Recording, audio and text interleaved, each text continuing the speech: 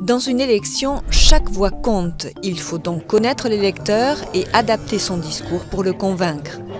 Dans les années 50 aux États-Unis, l'homme politique devient un produit et l'électeur une cible. Sondages et spots télé sont les outils du marketing politique.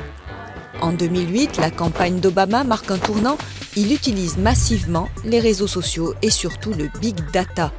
Cette énorme masse de données extrêmement diverses et précises.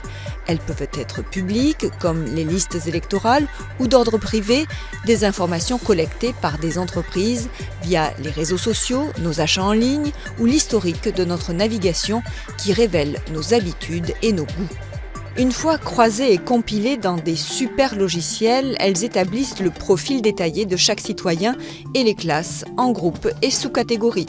Les célibataires technophiles, les seniors éco-responsables ou les familles branchées culture par exemple.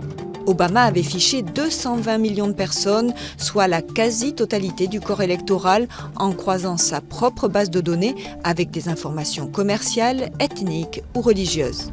Ces équipes ont pu identifier les indécis ou les électeurs déjà acquis au camp opposé dans un but, définir les zones de campagne prioritaires et faire du porte-à-porte chez des citoyens indécis en adaptant l'argumentaire en fonction de leur profil. Donald Trump et Hillary Clinton ont aussi utilisé ce type de technique, tout comme Nicolas Sarkozy en 2016.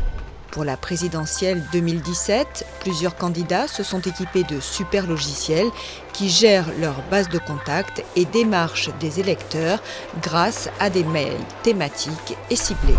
En Europe et en particulier en France, les lois sur la protection des données individuelles encadrent l'exploitation du big data. Les citoyens doivent théoriquement donner leur accord pour chaque donnée personnelle utilisée, mais en pratique, ces règles sont parfois contournées.